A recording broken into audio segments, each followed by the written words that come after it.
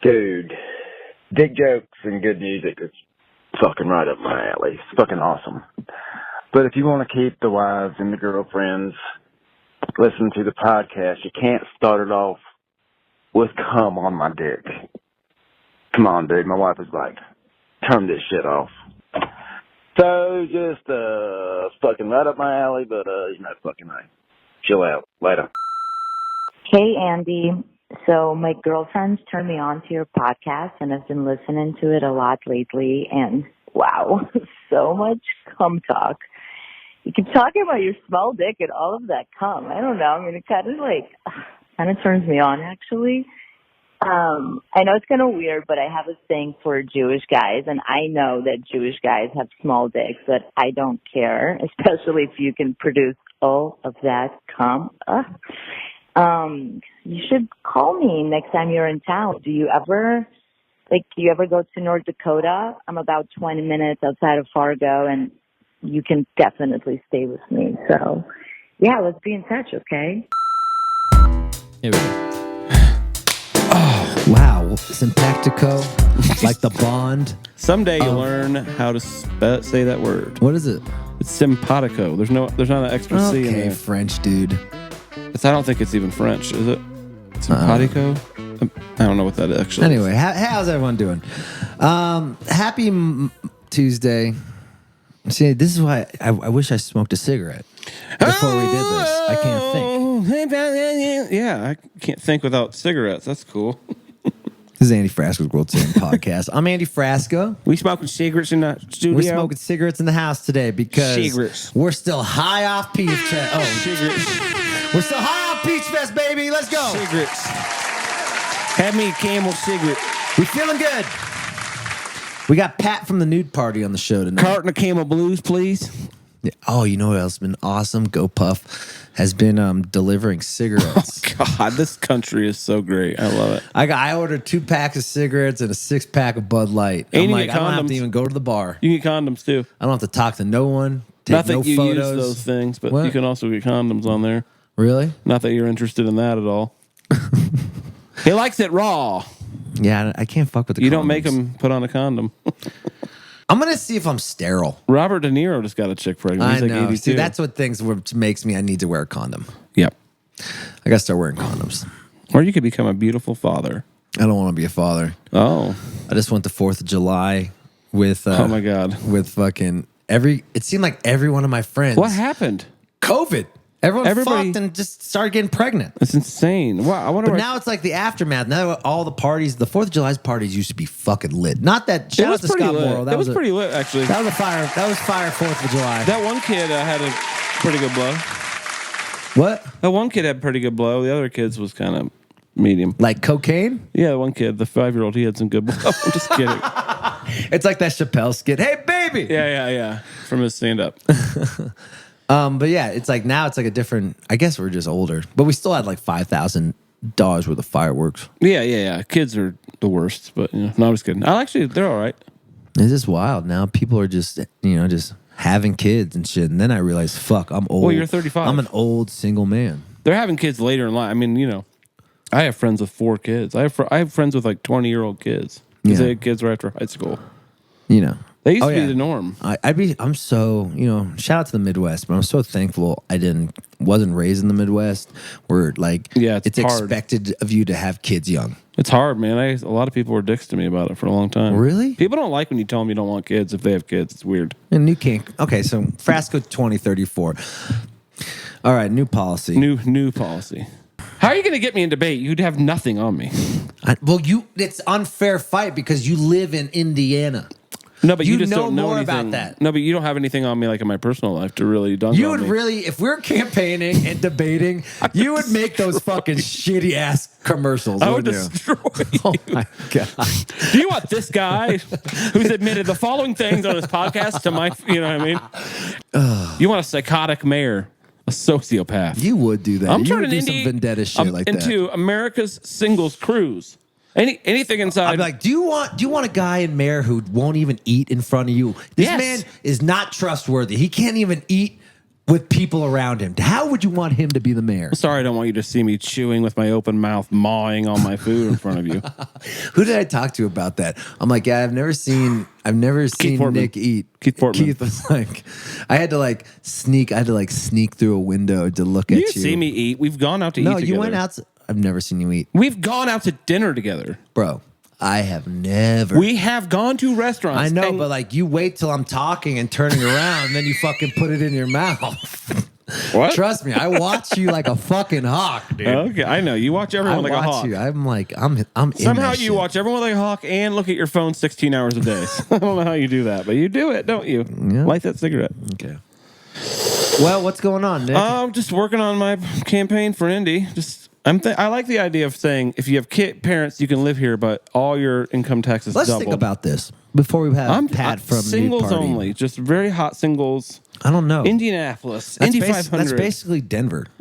I know, but Denver's doing well. Denver's cool, but the single life in Denver sucks. I know, but I think the single life is pretty much the same everywhere.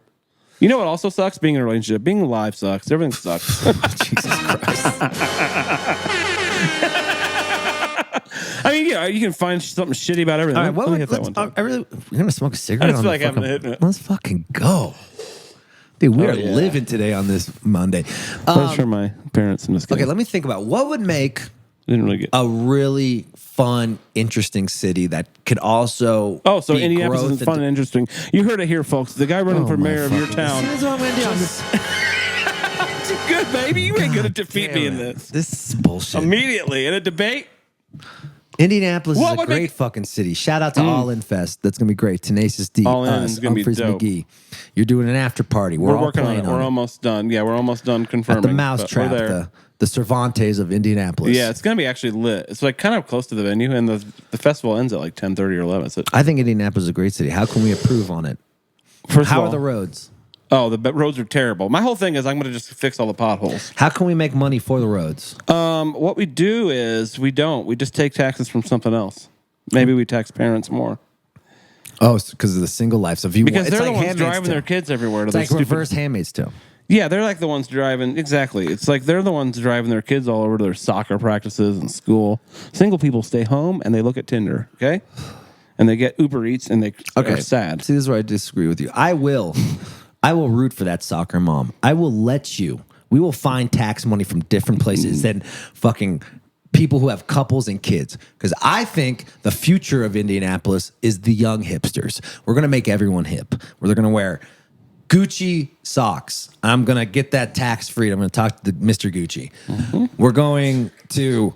Dr. Gucci himself. We're going to talk to Dr. Gucci Mr. himself. Gooch. Everyone will be fashionable. Isn't Everyone he in jail for murder or something? Everyone's already hot in Indianapolis. We're going to be hotter. No, they're not hot. See, here's the thing. I'm practical. I'm realistic. I know you're not hot. And that's why we're getting the parents out of here. Because they're the ones falling apart after they have kids. And we're going to make everybody hotter. We need young, hot singles. This is going to be a goddamn carnival cruise of a city, people. We're building a Red Rocks in Indianapolis. Well, we're going to move all the rocks 2,500 from Colorado. 2,500 cap. You can't do 10K. You can't do a 10K. Although outside? Deer Creek is there. Where's Deer Creek? It's in Noblesville, a little bit north of Indianapolis. I hear like fish plays there and stuff. It's like 30,000. Oh, yeah. Well, we'll make something in the middle, and we're gonna promote growing bands.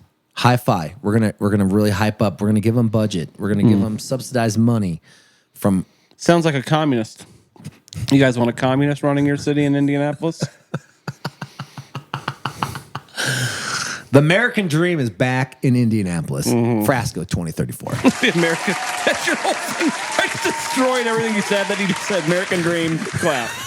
But you might win doing shit like that, though. You're it. What? Start like naming shit. Yeah. American dream. No, McDonald's but that's true. will be taxed. Bootstraps. If I don't like the fast food, you're taxed. Okay, you don't like McDonald's. I like their breakfast. I love those breakfast burritos. Slow Key has a delicious homophobic breakfast is Chick-fil-A. Oh, really? Their breakfast is pretty hidden. They're going to be taxed for being homophobic. Fair enough. I'm down with running all those people out. They all have kids anyway. We're going to put a Dave's Hot Chicken in Indianapolis. We love our chicken. I went there. It was so good. Where is it? It's like near Colfax. No, it's near Broadway. I haven't had it yet, I don't think. No? Sounds good, though. I like chicken and hot. It's gonna hot. No, literally, it's hot. We're also gonna bring back the band Korn, and they're gonna be my initiation. Okay, there we go. Feels like Indiana would love Korn. Yeah. So you're saying they're all like white trash, like kind of Mountain Dew people? Oh, Jesus Christ. I can't. This is horrible. I know one way you can beat me in a debate. There's a person out there you could unlock. Who? I'm not telling you, but you know who it is. I fucking hate you. You're just never going to beat me in this. I was put in a lab to do this. Argue with people. I'll argue something I don't even believe in just because I like arguing. I should have been a lawyer. Anyway, vote Frasco 2034. He thinks you're all dumb. He thinks you're all ugly. Oh my God! Now, see, this is the worst thing about politics. Yeah, you're taking the words out of my mouth and you're fucking flipping them around. Yep, politics. It's bullshit. I'm not trying to. I'm just trying to win here, baby. I didn't make the game. I'm just playing. You know what I mean? I didn't make the rules. I'm just playing the game here. If you want someone who's going to care about you and not just wants a fucking another trophy on his mantle, vote for Frasco. This is coming from a guy who has openly stated that he goes into the Goodwill and buys trophies for himself. I have 0 trophies. I don't have a trophy. I've thrown every trophy, every medal I won. Well, I don't. This isn't a trophy so many for me. medals. I care about Indianapolis. Yeah? Mm-hmm. Do you? I do. Okay. I love Indianapolis. You were all set to be my deputy mayor until I said, maybe I should get a black woman in here to help me out. And you said, no, no black people. I'm running too. Jesus fucking Christ. I hate politics. I'm so good at it. Maybe I should run for. Really, I think maybe I should run for office. I'm kind of killing it. You are kind of killing it. I'm good at this. If I ever ran for office, I would be a great mayor. Do you really think if I when I'm like 50 and I'm like running for something bigger, not like office, but like trying to get a big boy like crazy job or whatever, like have like be a partner of a company? Shut the fuck up, Nick. Like be a partner at a big corporation or something. Someone's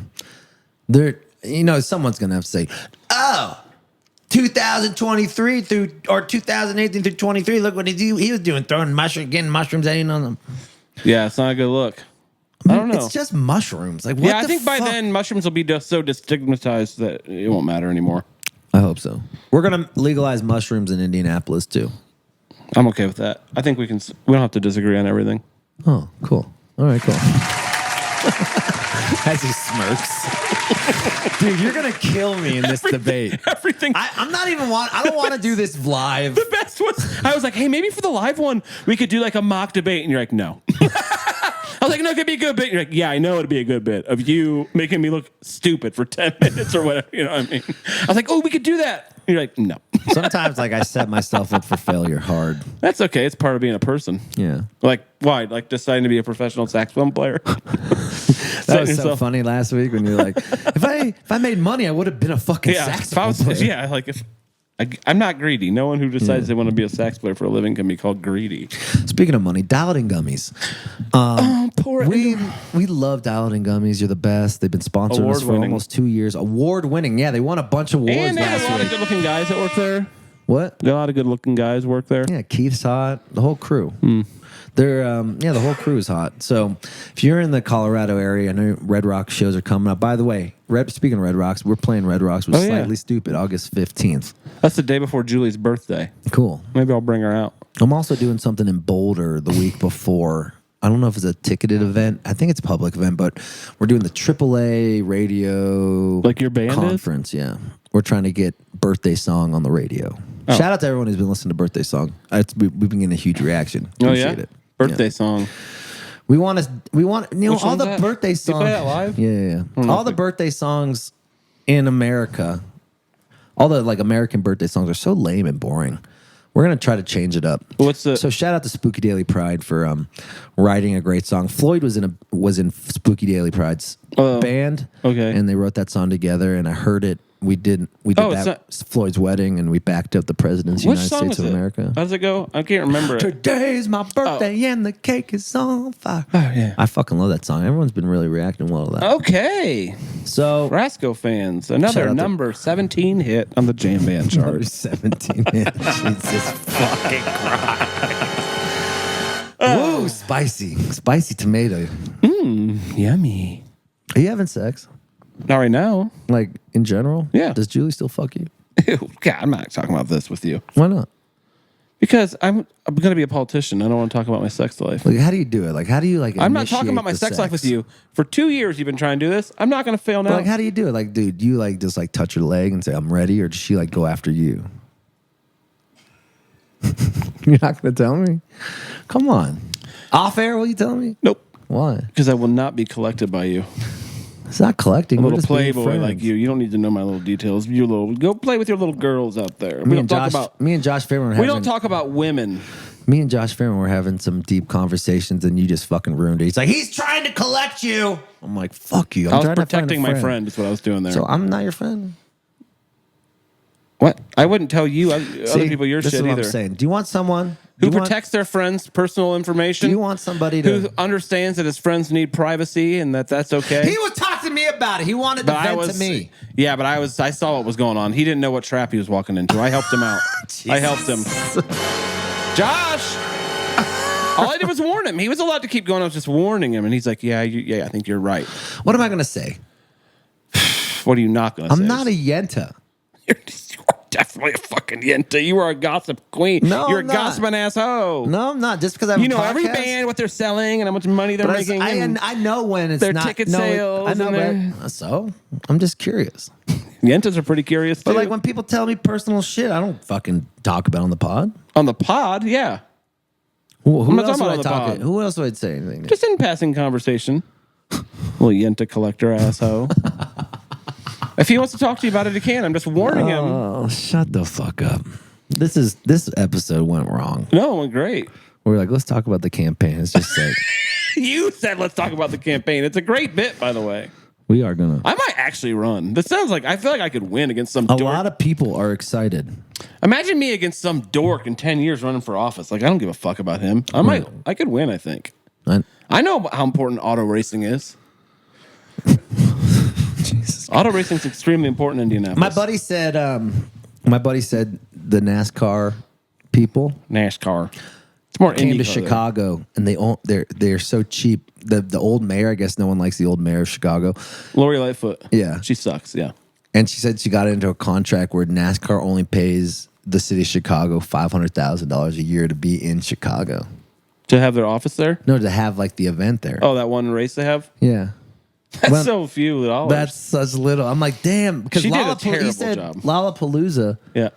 pays the city $4 million a year to have the festival there. They still make money? Yeah. I mean, Lollapalooza is one of the kidding. biggest ones. And they get like actual advertisers and shit on their shit.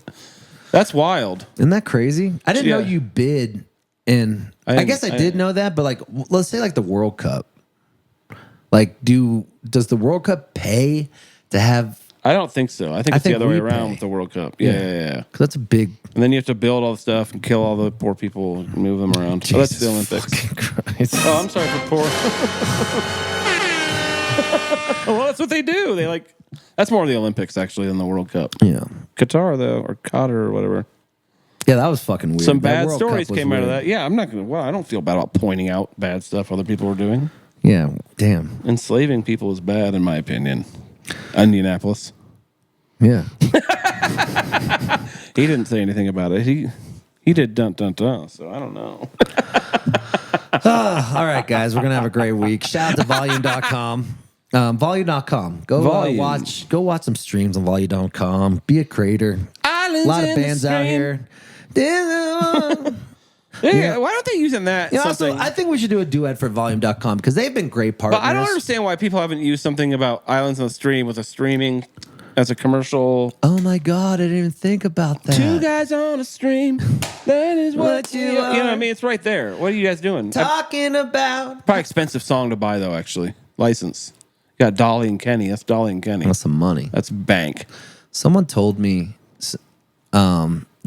there's this like scam going around with these like publishing companies where if you want a song but don't want to pay the royalties of like Dolly and Kenny, there's this company who is like they'll remake it. No, they have singers who sound like Dolly. That's what I'm saying. Yeah. They so like the karaoke fee is way cheaper than the actual song. And that fucked And up. they get so close that it's like you can hardly tell. It basically sounds like them, but you're paying for the karaoke fee. Because you're using a different master, basically. Instead of like the actual, It's like how Taylor Swift is re-recording all her music. Yeah. Shout out to her for doing that. Dude, that is so badass. That fucking manager's a douchebag. Scooter Braun. Yeah. He fucked her over. Bieber. He fucked over all those people, and he's the Bieber guy, right? Yeah. Yeah. And those are, I mean, he's a very successful man. No wonder why all these super successful people are getting crazy, because all those fucking guys just like rip them off. Yeah, so what, he bought her masters, right? Or something? So if you don't want anyone to rip you off like this fucking guy, vote Frasco 2034. I'm not going to rip you off. I don't. Yes, you will. You're going to overtax everyone for just having a kid and trying to be happy. Singles cruise. Sorry, I want fun. Sorry, I want parties. Sorry, I want a booming economy. You know what I mean? So go to volume.com. Think how much money we're going to save on education if we don't have any children in our city. We're going to have money for roads. We're going to have money for festivals and parties.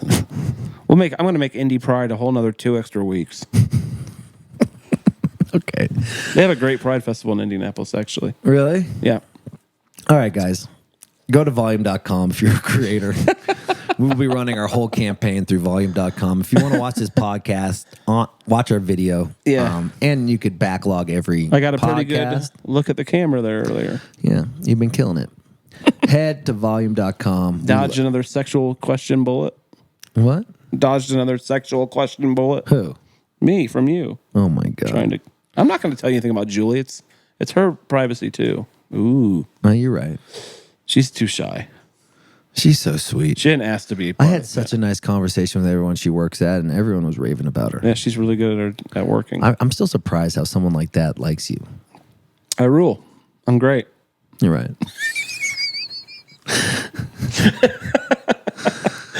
Volume.com, people. Just get on there. What about, like, if we could talk about, like, your masturbation? Would you talk about that? It's pretty regular. It's nothing worth. There's nothing. I mean, she's always working during the day.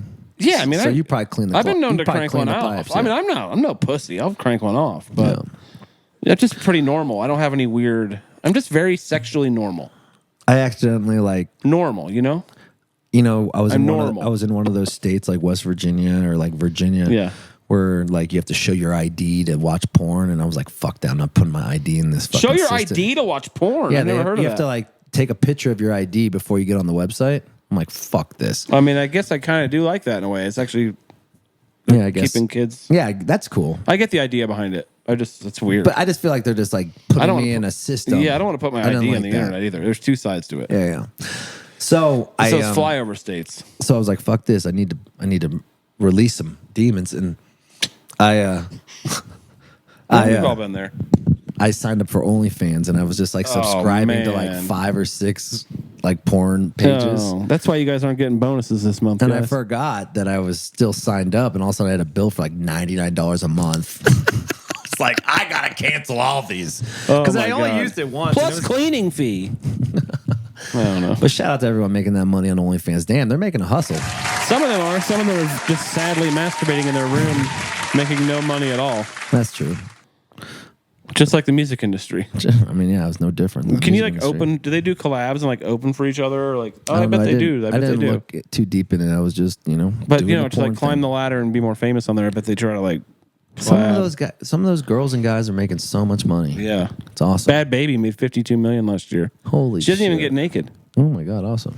Yeah, make your money. All right, guys, we have Pat from Nude Party. Nude Party is amazing, Brooklyn band.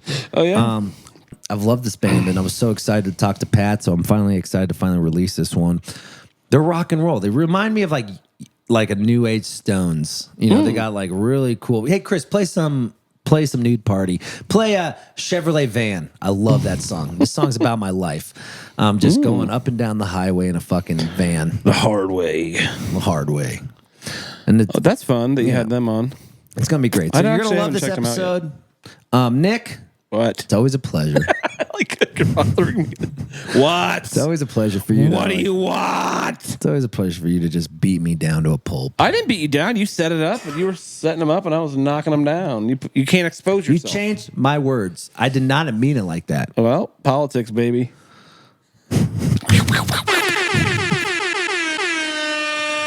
All right, guys, enjoy the Nude Party.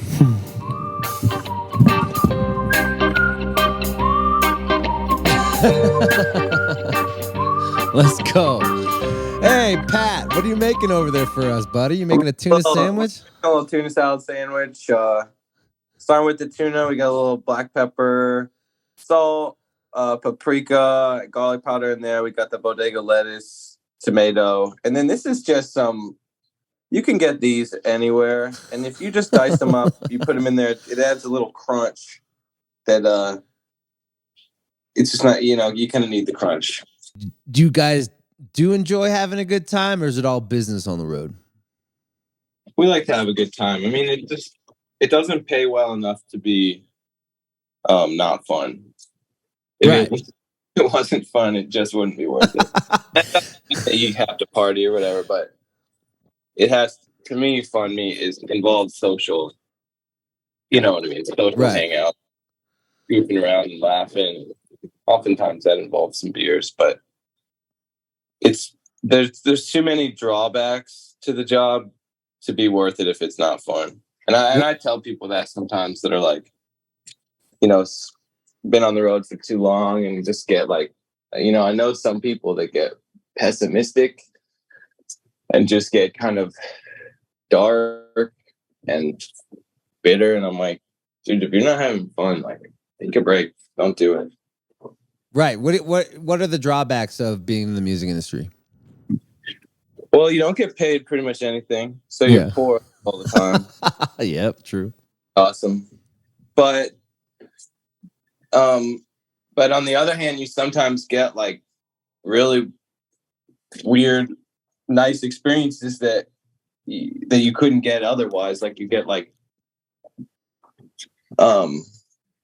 even sometimes like rich experiences. Like when we went to Australia and we played Splendor in the Grass, they put us in like a 4-star like resort hotel and like for like 3 days. And like, I mean, we've got, you know what I mean? Take a boat out to Nantucket and stay at like a New England mansion for 3 days and just like play a few sets every night and just like get fed like the best food.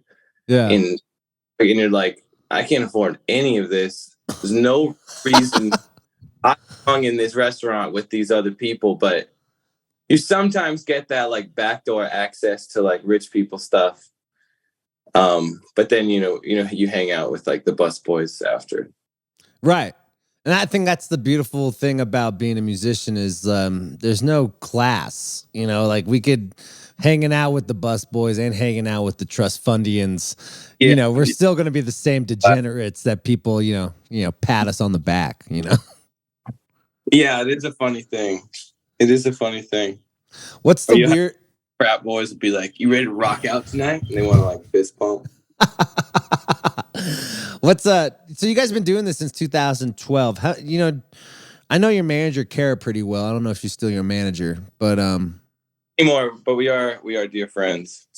Yeah, so she was basically telling me briefly about what's going on with the career and stuff, and I kind of want to talk about, like you guys all grew up in Boone, North Carolina, like near Asheville, or did some of you? College there.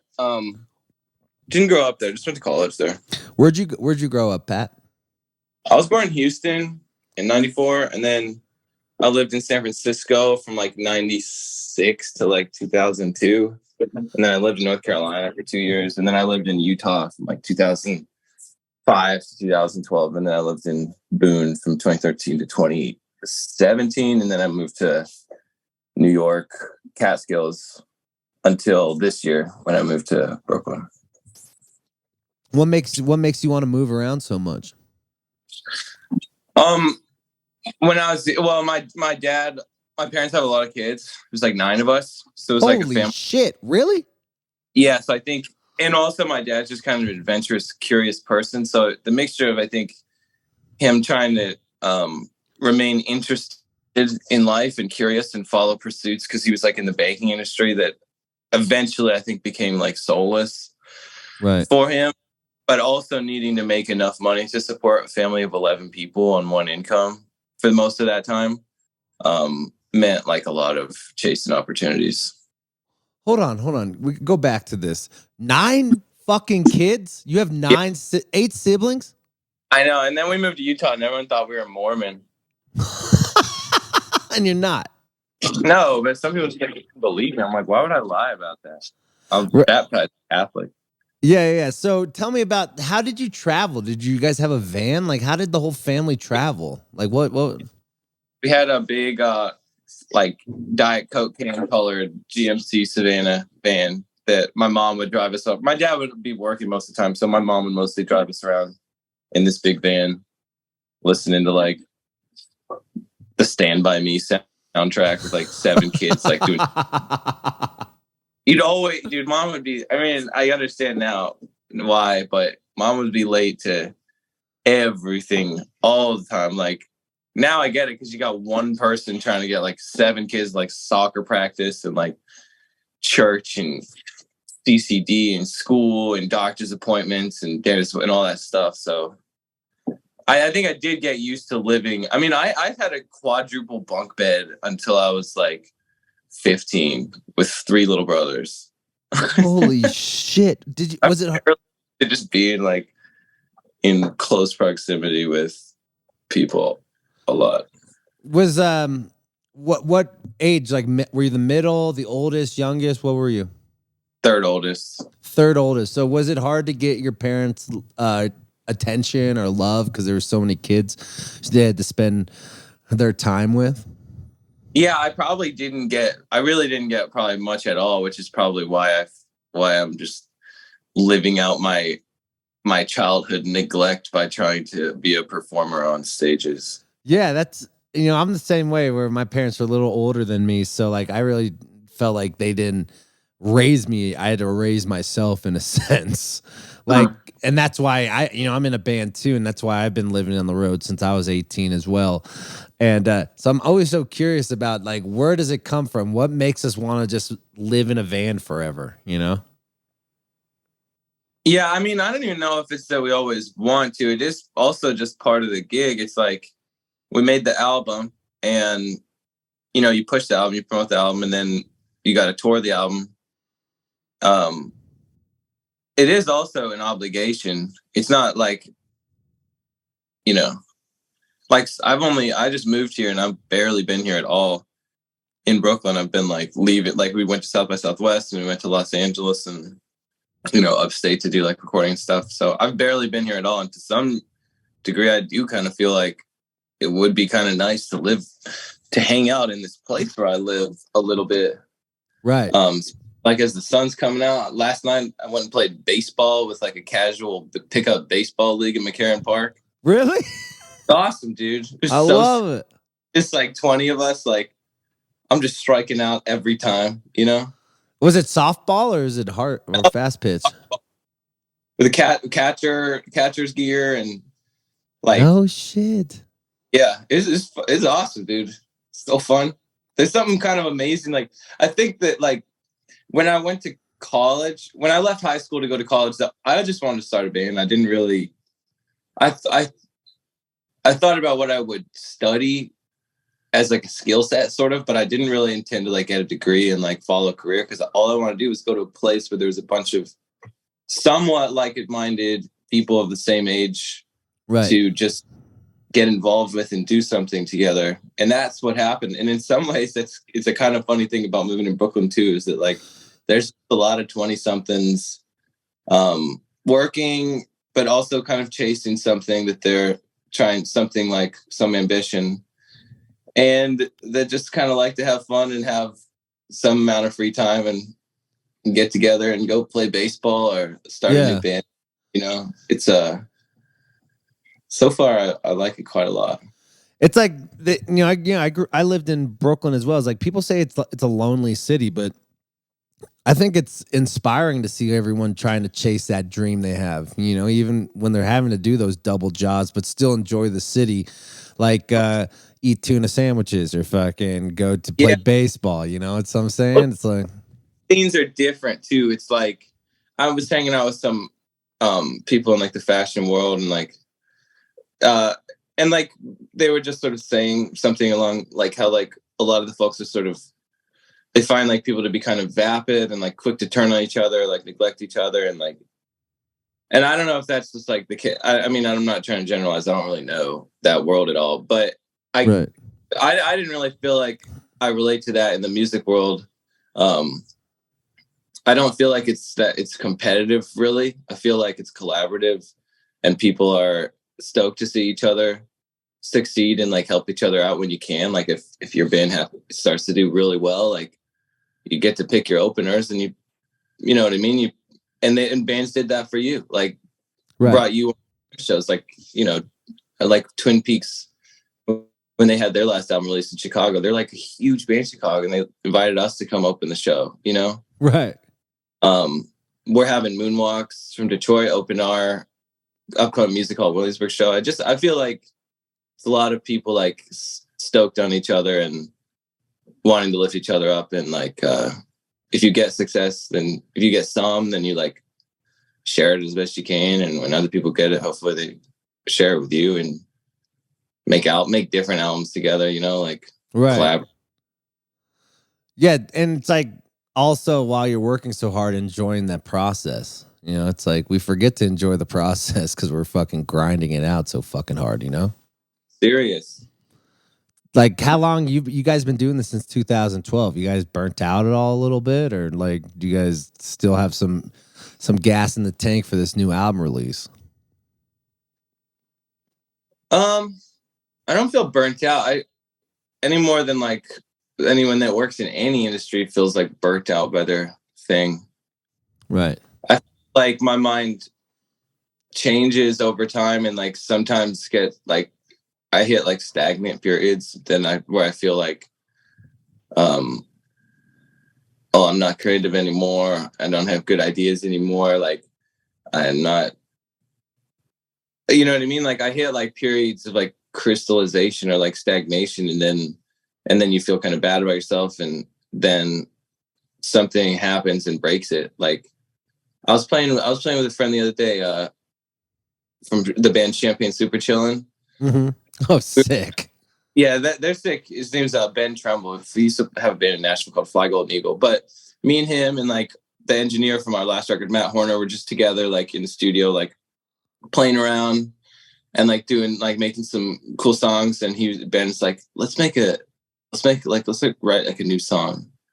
I'm like, all right, cool. So I'm sitting at the piano, Ben's got the bass guitar, and Matt's on the drums, and like I start playing like this thing that I had like thought of before, like kind of a half thought out idea, but I knew it was kind of like a cool pattern and riff and stuff. So playing it's cool. And then Matt's like, yeah, I remember we did that. And Ben's like, let's like not do something from memory. Like don't play something that you thought of earlier. Like let's make something brand new right now. Starting.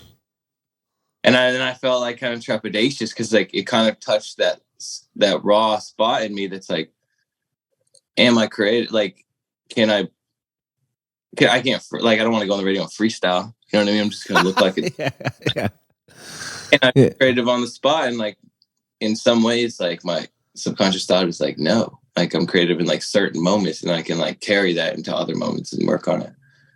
But it was a cool thing to be like, just sit with a couple of dudes and like be kind of talking about like ideas and just thoughts and like conversations that we'd had, kind of messing around with the piano, and like bit of a melody starts to come, and you're like, that's a cool melody. And then you like find the bass chords to it, and then you got like chord pattern, and then everyone's playing it, and then there's a groove on it, and you're like, that's pretty cool. And then Ben's like, what if what different like chords can we go to? And to my mind, like if you're in C, this is getting nerdy maybe, but to my mind, if you're like playing a song in C, you naturally think like, well, it can go to like a D, like a D minor, or like an A minor, or like an F or a G. You know what I mean? You kind of think of like basic chords that attach to that, which is what I normally would think.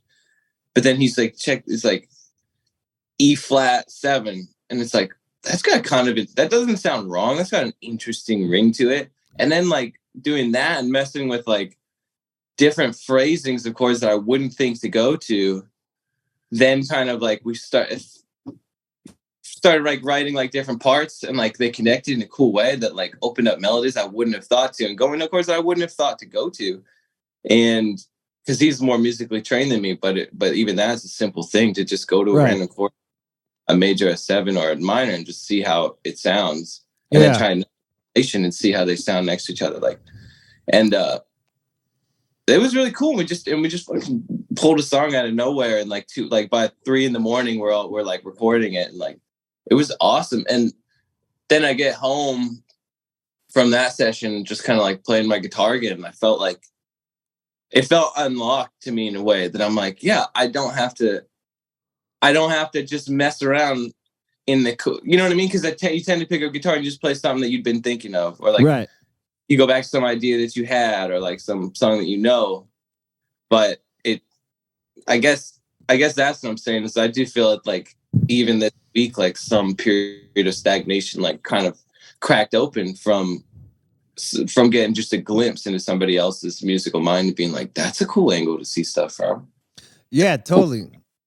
And it's, you could take that with parallels to life. We're so used to just doing what we normally do that we're afraid to test ourselves. We just go in the same fucking echo, the toilet bowl, everything we've learned from our life, right?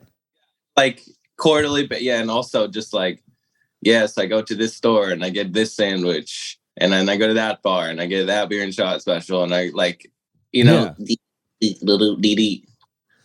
So how hard is it for you to wake up from, kind of just walking through life like a zombie? Well, I think life tends to be pretty eventful, I find. Right. Even not in always like pleasant ways, and not like the events are like good, but the fact of things being eventful definitely keeps, like I was working at the bar the other night. I like spent 5 days up in the studio working with my friends, making new music. Had just a killer time. It was awesome. And came back to New York and went, drove straight into going into work at the bar. And like I'm working, and like, not to get dark, but like a dude had I was the only one working, and a dude had a fentanyl OD in at the bar. Yeah, and it was fucking awful, man. It was like, it was really freaky, and like I didn't really know what to do, and no one really knew what to do, but I was like the only sober one and like the one working, so like it's just freaky. Like, and what'd you do? Did you call the cops? Like, did he die? Like, how'd you? Cops came, and like he didn't really need CPR because he was still like shallowly breathing and his heart was beating, but like not everyone knew that or understood that. And I don't have any emergency training, so it was just kind of like freaky situation. Like a bunch of people like trying to give emergency CPR to a dude that didn't need it and don't know how to give CPR, and going like real fast. And I'm like, I don't know anything about. I know that it's supposed to be 120 BPM. I know it's supposed to be like staying alive. And then I'm like, maybe I should put on staying alive on the thing. So, and then I'm like, I'm sorry to laugh about that, but oh dear, that's an uncool thing to do. But they came, and they Narcaned him, they revived him and took him to the hospital, and he's okay, thankfully, which makes the whole thing way better. I mean, infinitely better, and like less horrible. I think every bar should have Narcan. I think so too. I think that there's bars that like that kind of thing is more expected. I think there's like sort of seedier, junkier bars where they know to, and then the one I work at, it's not. I mean, not the expected anywhere, but we just really don't expect that. It's just like not the vibe. Like none of my friends do junk. Right. Yeah. But I think all I was getting at was that it's hard to be much of a zombie when like life is eventful and scare you and like freak you out, or someone's like upset with you or breaks you hard, or kind of constantly shocks. It's just like constantly shocking that it's like, you can't get into too much of a pattern, really. What about the patterns when you're on the road, like driving for 6 hours? How do you get out of those, like strolling through Instagrams or, doing marketing? Because I can get kind of addicted to like social media and stuff too, when you're just sitting there all day and you got nothing. It's like they got this little entertainment thing. And like if someone sends you DM or something, or like you make a joke and someone likes it, then that like feels kind of good. And in the midst of like a long, boring car ride. Right. I'm the same way, bro. Then you can cycle enough times that you're doing like that, you're just wasting, in a way, you're wasting your mind. Take away all those idle moments. You're taking away like a lot of your like brain's ability to like change and grow and like make new connections. Right. So I'll usually just like delete the app, or I'll set it where it only works on Wi-Fi. Oh, that's a good idea. Because I do like to share stuff. I do like to share what I'm doing, or like share some, or take a funny video of like Alec dancing. It's like in zone that'll like make people laugh and smile. But I like to add stuff on it, but I don't like to like doom scroll and like fill my brain with it, but I end up just doing that anyway sometimes. So I feel like if you set it where it only works on Wi-Fi, then you'll be on the bus and it'll stop for a second. Right. And you'll go reflexively to just pull it out and look at something, and you'll realize that you can't because you're not on Wi-Fi. Right.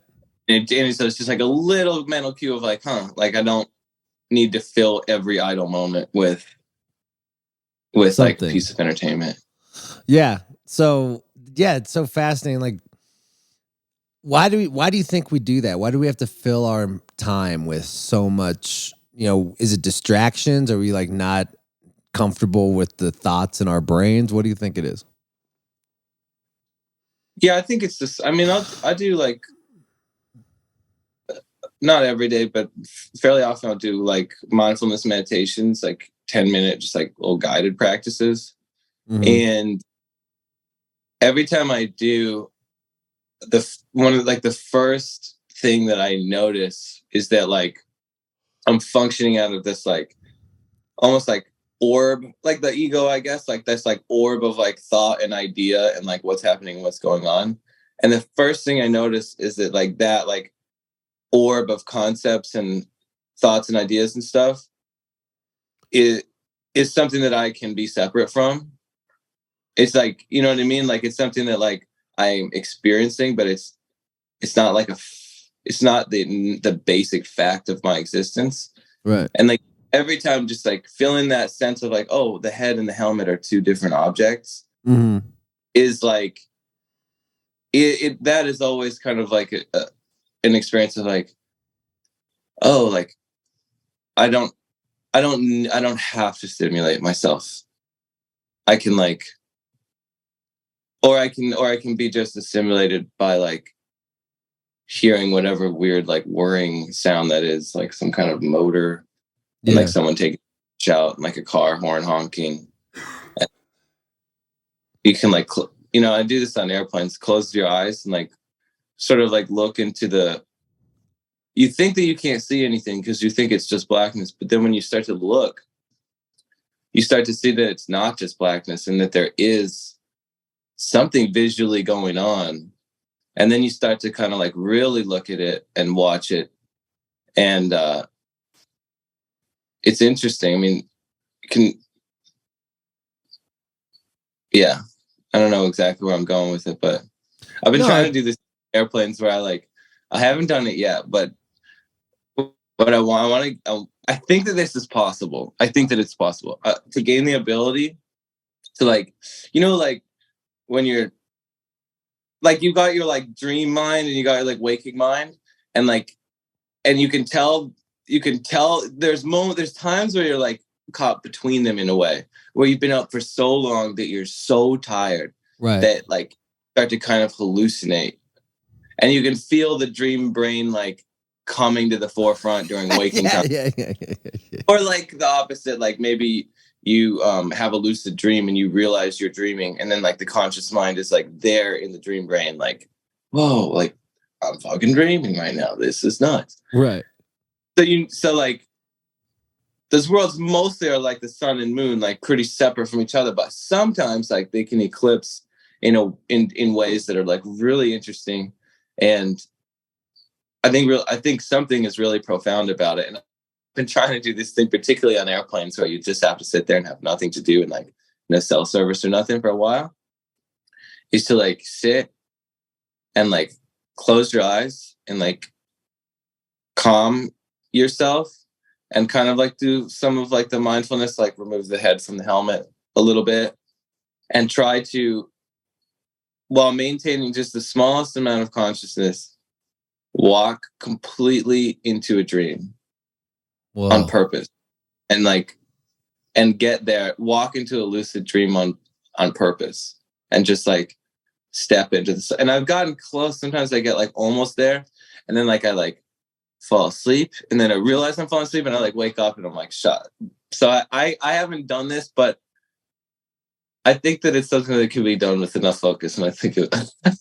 Well, what do you think it is? Like quantum reality? No, I think it's just deep focus. Yeah. Well, that would cause you to be able to do it. Yeah. No, I think it's just sort of like the subjective, like, experience of your own like subconscious meanderings.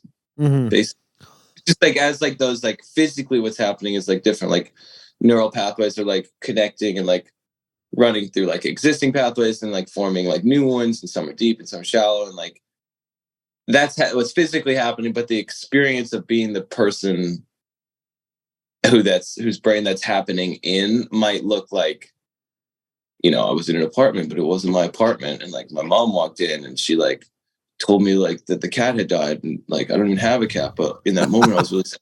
I mean, yeah. What about the reverse? Like, have you ever like been dreaming something and then it's happening? It happens. like you like say even in your dreams, like say like you've always wanted to be in a tour bus, or you always wanted to play this room, and you're dreaming about it, and then it happens. It's kind of like the reverse effect of walking into the dream. I feel like there's times where like, and maybe it's just I think that's just deja vu, right? Where like, right. I don't remember, I didn't like write down the dream that had happened. I don't remember the dream, but there'll be moments that happen where you're like, I swear I dreamed this, but you're like, did I? Right. Did I dream this? Yeah.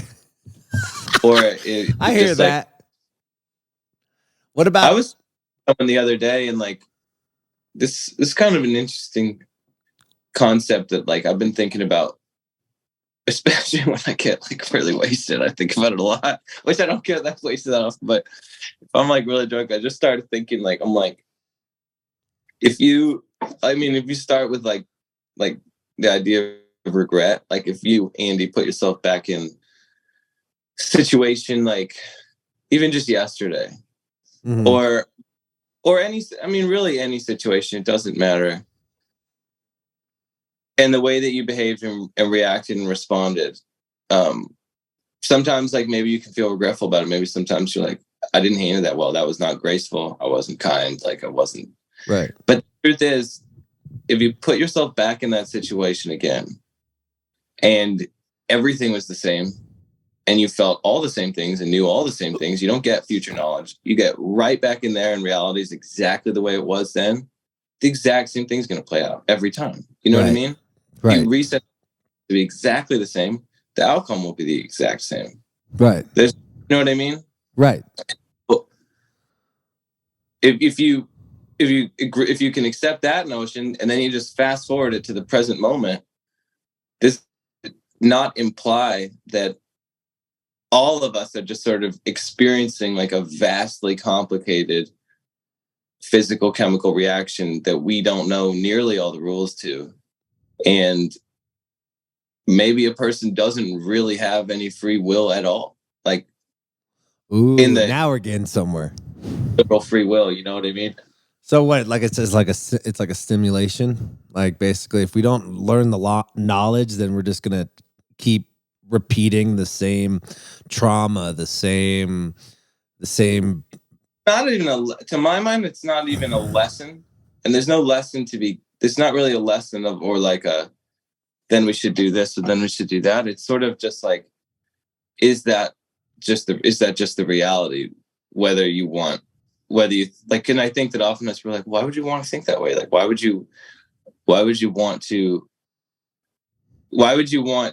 like take away your idea of free will? And I'm like, it's not even about wanting to, or what's the best way to think, or what fallacy leads a person to the happiest experience or something. It's just like, is that the reality? Is that just what's happening, whether like you subjectively like it or not? Right. Is that what it is?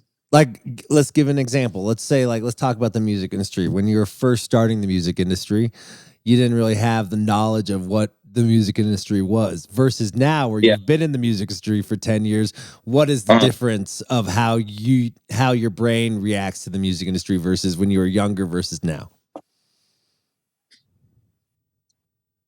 I think that certainly when I was younger, I thought that like when you came in contact with certain figures, like, and everyone, there's so many people that purport to be powerful. Right. And you like, you know what I mean? Yeah.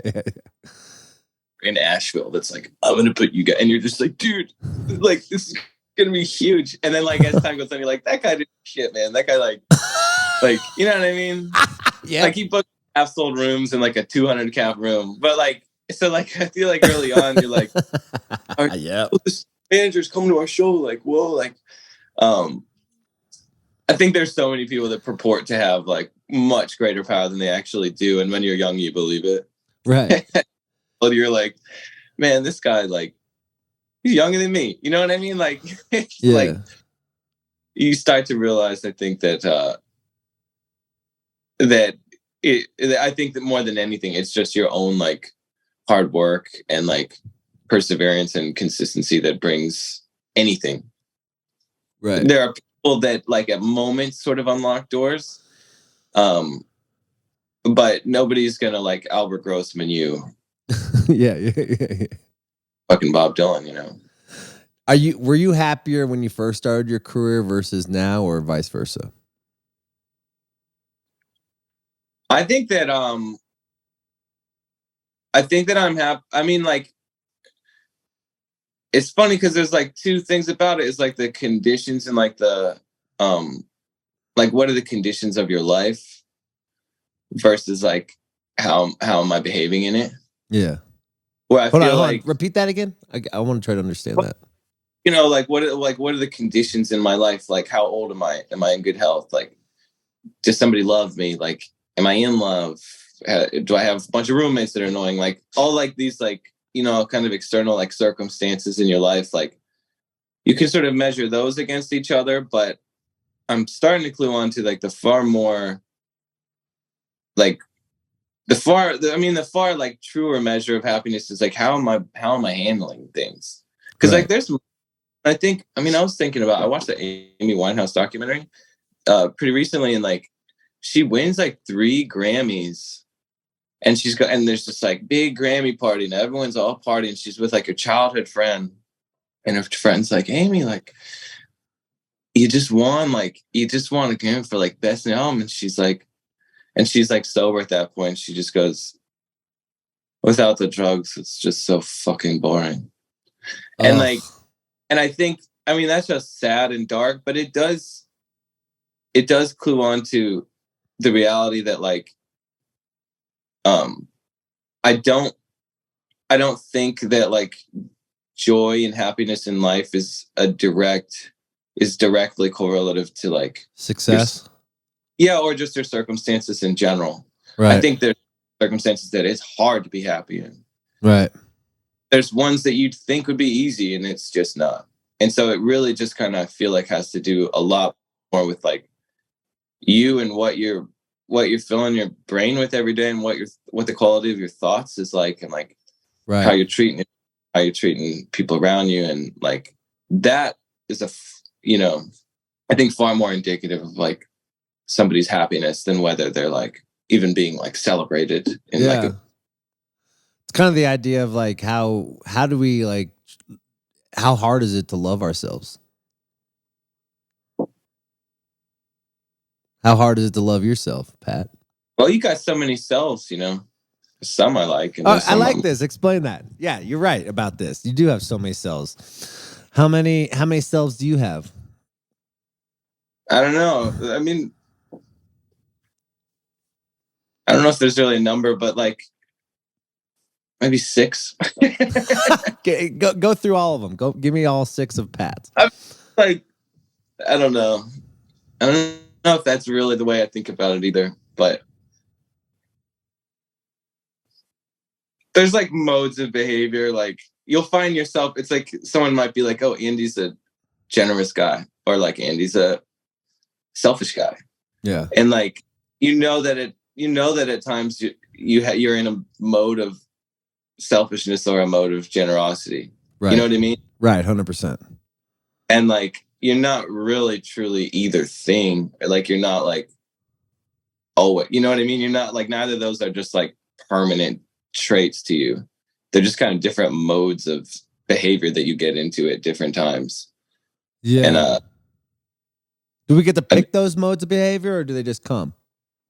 I feel like they just come, and that you can like, I mean, there's times where like, I'll admit, you know, and it's like, it doesn't make me feel good, but like, I'll admit that like, there are times where like, I'll see somebody like experience some great success, even a friend, and like my involuntary mental reaction will be like some kind of like jealousy. Right. And I get that way too sometimes. Yeah. And then, you know, like, I mean, if you're mindful, you don't act it out, and you don't like be a dick because someone did. But it still gets there in your brain. Like that, and you're like, why like this is my friend? Why would my friend's success cause a negative reaction in me? Like, what does that say about me? Like, well, and I think that like in that moment you kind of catch yourself, and you just like watch that reaction occur, and you just go like, that wasn't voluntary. Like, I didn't choose to feel that way. That just bubbled up, and it's not my fault, and like, not bad for it, but I'm good if I can let that happen, sort of like react, not act on it, and kind of bubble out. Right. And then be a graceful person after that. Right. Do you think it's like trauma from your past?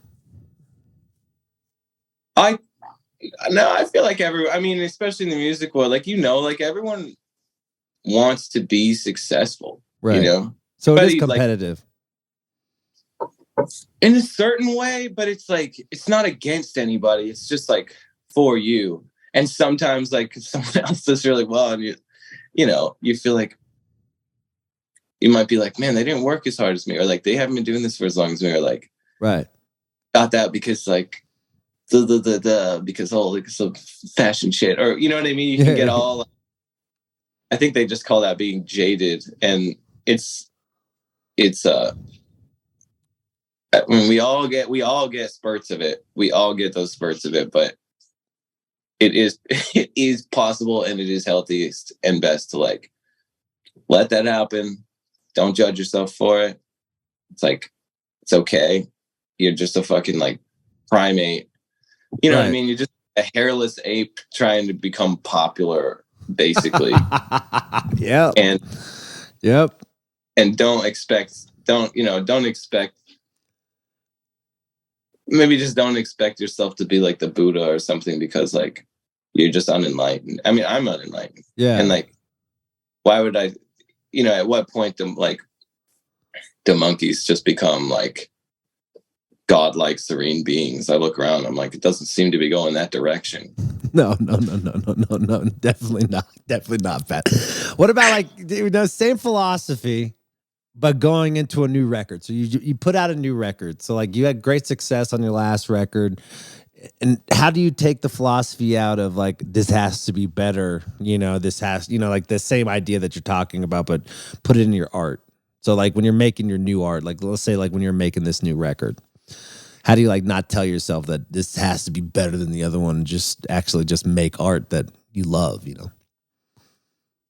Well, it's sort of like, I think that there's a lot of things that lead you, I mean, just like metaphorically, there's a lot of things that can lead you to the door of like the temple, or like the door of the studio, or like,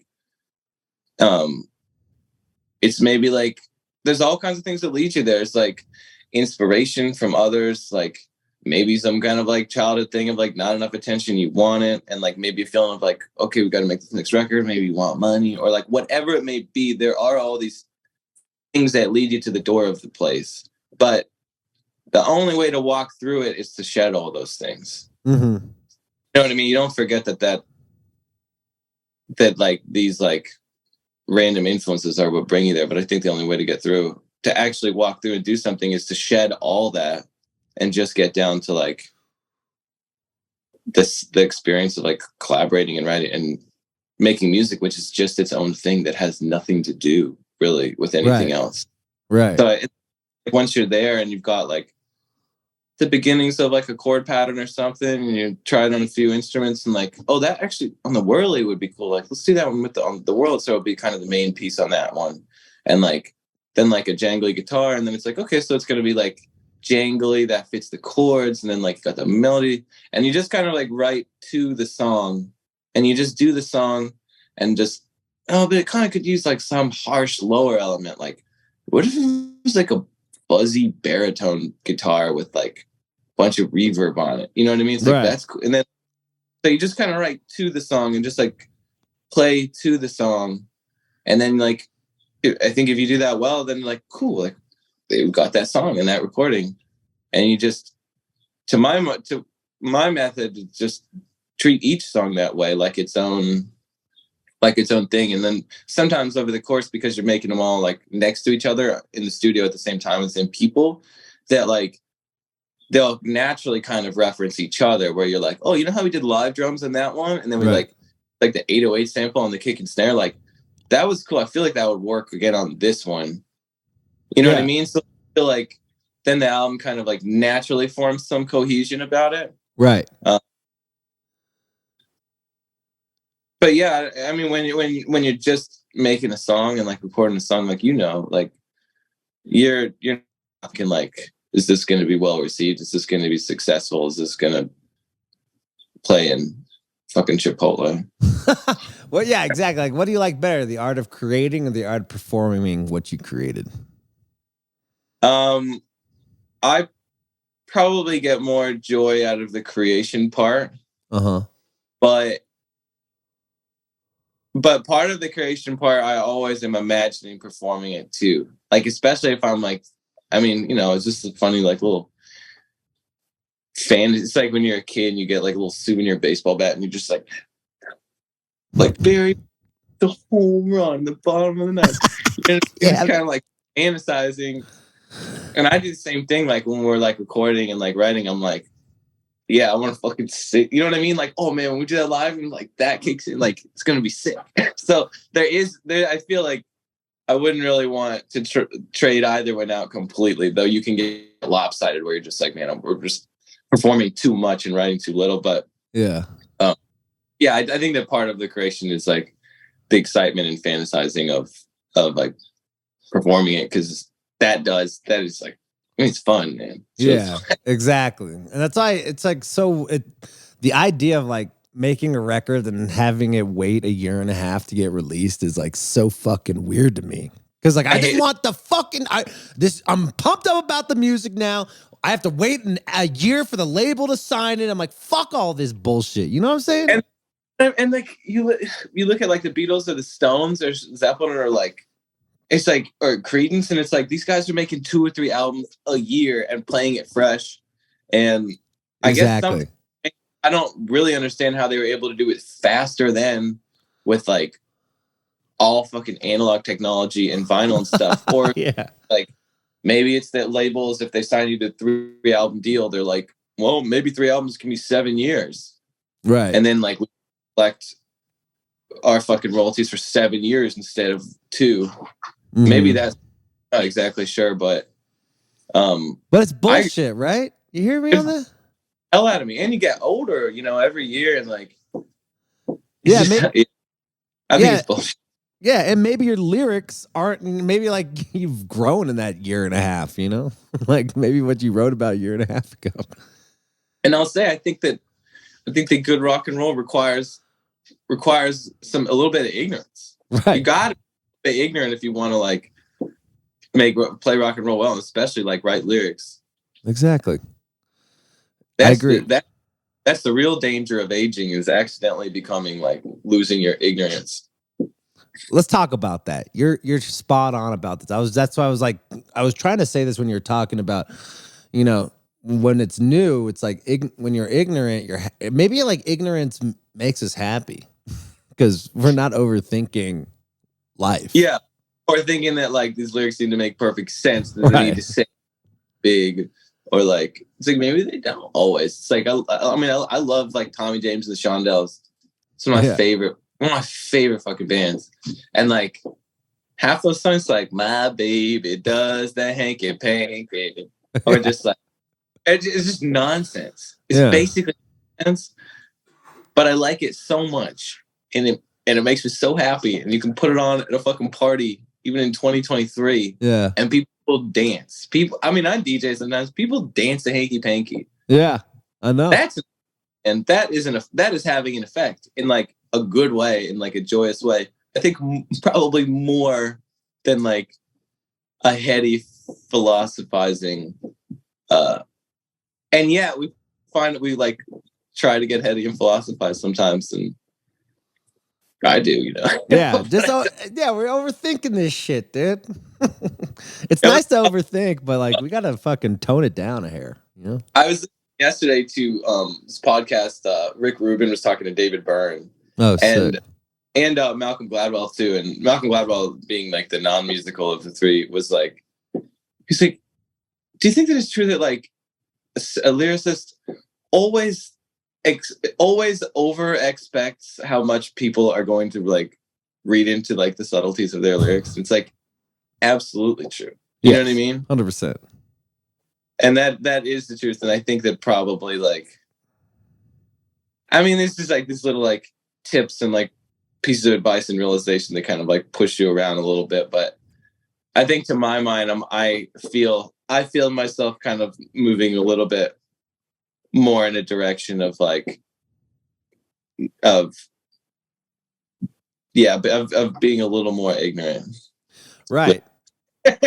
I hear you, bro. I'm on the same path, bro. Cause it's like your song Chevrolet Van has gotten me through so many fucking tough times, bro. Like when I've been in the road, I'm on show 240, the end of the year, and I'm in the fucking van, and I'm like, I put on that song, I realize that I'm not alone in this fucking fight. You know what I'm saying? And that's I love that. And that's how I listen to AC/DC Long Way to the Top. And that's like AC/DC came out the gate like a fucking rapper of just like rocking about rocking. Right, and exactly. I love that shit. Yeah, me it's too, like, bro. First song, first album, rapping about how good they are rapping. And you're just like, fucking hey, dude. Like that's like subject number one. And I feel like that's like AC/DC. It's just like, yeah, you're having to a show. And it's just like, fucking dude, song number one. We're just rocking about rocking. I love it, man. I'm a big fan of you, Pat, man. I'm going to keep on rooting for you, bro. You're the shit, bro. We got to hang out. Talk to you, man. Yeah, we got to do this again because I know we're running out of time, and but you put out a new record, right? Yeah, the Nude Party rides on. Yeah, and dude, it's getting great buzz, man. I saw like you posted like your charts of everything that's happening in the last couple months. It's like, let's fucking go, boys. It has been doing like, it's been doing really well, and I'm really fucking, I'm pretty stoked. I'm pretty stoked because the last one, I'm not gonna lie, was a little bit of like, we put it out in like the middle of COVID, and it was like kind of flopped, and like I think it was good, but the timing was terrible. It's like competing with like huge social movements that were way more important than the albums. It's doing well. It's well received, and I gotta tell you, I'm happy about that. It feels really good. It's going back to what you said. It's like bombing keeps you humble. It's okay to bomb. It's like it makes you want to work harder for that next one. It's like it's timing too.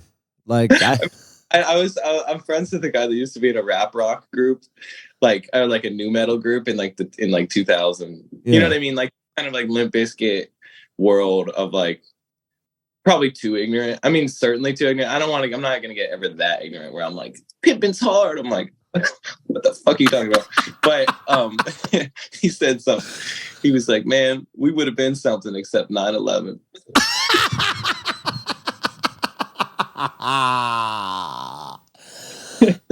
And maybe that's what I'm like, oh, that album would have been great. Except pandemic. Is it?